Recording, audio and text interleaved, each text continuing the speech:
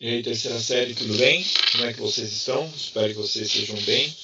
Galera, só para entender um pouco o que eu vou fazer, eu vou começar a fazer com vocês, não sei até quando isso vai continuar, mas de qualquer maneira eu vou fazer com vocês hoje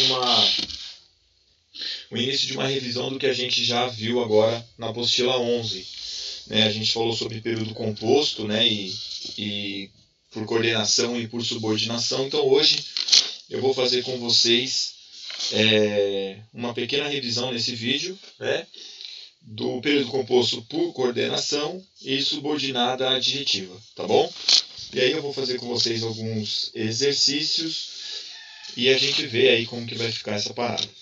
Bom, na página 2 do livro de atividade de vocês, ok?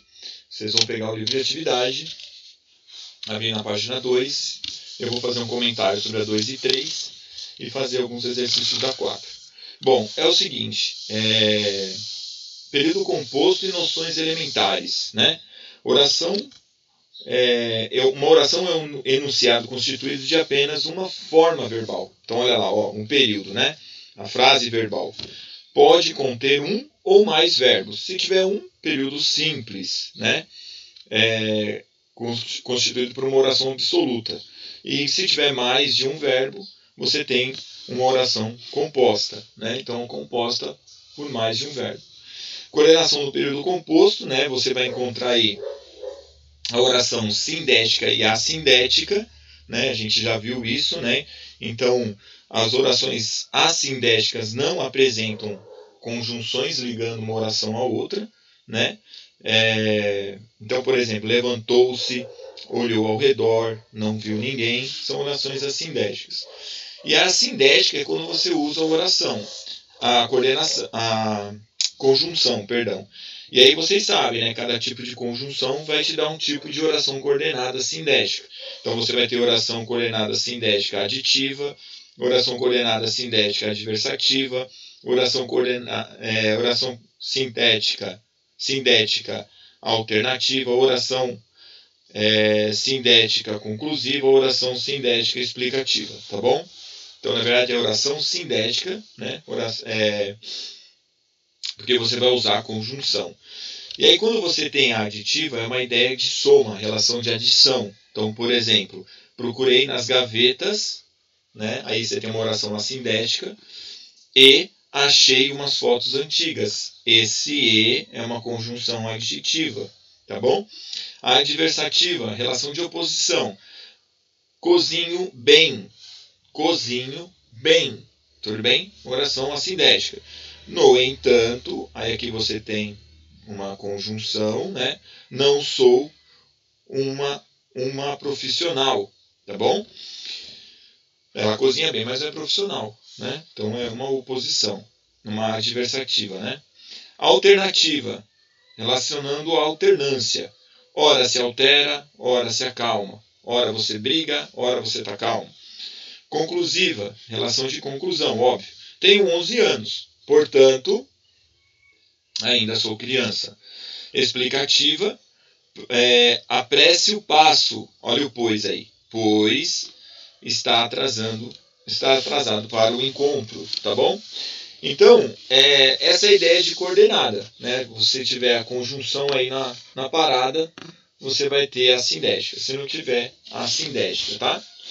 Bom, a subordinação no período composto.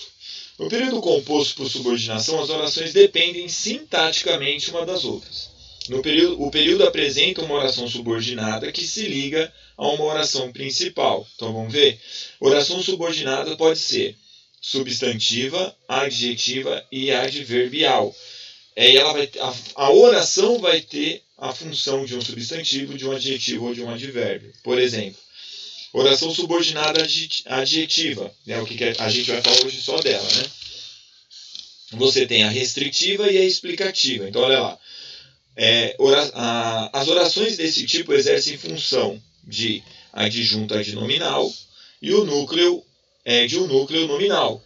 Iniciam-se com pronomes relativos e que classificam-se em restritivas, delimitam objetivamente o antecedente. Então vamos ver lá, ó. Profissionais, olha o que aí, ó. Isso aqui é um pronome relativo. Profissionais que são competentes dificilmente ficam desempregados. Tá bom? Então, ó, qual é a qualidade desse profissional? Ele é muito competente, ele é muito dedicado. Por isso que essa oração aqui é aditiva. E explicativa. Acrescenta uma informação, uma explicação que pode ser omitida sem prejuízo de sentido. Marchinhas carnavalescas, olha o que de novo aí relativo, que animavam os carnavais de antigamente, hoje pouco são ouvidas. Vamos tirar ela? Marchinhas carnavalescas, hoje pouco são ouvidas. Está entre vírgulas, que animavam os carnavais de antigamente. Qual é a qualidade dessa marchinha que não é mais ouvida? Elas animavam as pessoas antigamente. Entendeu? Então, tudo isso, toda essa oração entre vírgulas da página 3 aí, está ligada à marchinha carnavalesca. Beleza? Essa é a ideia, né? Então, você tem lá, ó, oração subordinada adjetiva reduzida. Então, você vai ter do infinitivo, do particípio e do gerúndio, tá bom? Então, você tem lá terminação em ir. Aí você tem no infinitivo. Terminação em ada, particípio. Em ando, no gerúndio. Então, olha. Escutei a voz do rapaz a pedir socorro. Oração principal, escutei a voz do rapaz. Pedir é o verbo no infinitivo, né? Então, você tem uma oração subordinada adjetiva, restritiva, reduzida de infinitivo. Recebemos 2 cartas enviadas. Então, você tem aqui o verbo no particípio. Pelo Ministério da Justiça. Oração principal, recebemos 2 cartas. Oração subordinada adjetiva restritiva, reduzida de particípio. Recebemos 2 cartas. Foram enviadas por quem? Enviadas pelo Ministério da Justiça. Não é qualquer carta. Ok? E a do gerúndio. A candidata, chorando incontrolavelmente, foi atendida pelos fiscais da sala. Tira essa parte. A candidata foi atendida pelos fiscais da sala. Chorando incontrolavelmente, oração subordinada adjetiva explicativa reduzida de gerúndio. É um nome complicado, mas é isso aí. Bom, o vídeo vai ficar muito extenso, então eu vou fazer só 2 exercícios, tá bom? O 1 e o 2. A namorada. Havia um muro alto entre nossas casas, difícil de mandar recado para ela. Não havia e-mail. O pai era uma onça. A gente amarrava o bilhete numa pedra presa por um cordão e pinchava a pedra no quintal da casa dela. Se a namorada respondesse pela mesma pedra, era uma glória. Mas por vezes o bilhete enganchava nos galhos da goiabeira, e então era agonia. No tempo do onça era assim. Tudo bem? Vamos lá. Difícil de mandar recado para ela, não havia e-mail. O pai era uma onça. Versos de 2 a 4, tá? Esse V2-4. O primeiro verso estabelece a mesma relação de sentido com cada um dos 2 outros versos. Um conectivo que expressa essa relação é porém, porque, embora e portanto. Vamos ver? Difícil era mandar recado para ela. Embora não havia e-mail, porém não havia e-mail, portanto não havia e-mail. Difícil de mandar recado para ela porque não havia e-mail. O pai era uma onça, acredito que seja essa a ideia, então é porque. Tá bom?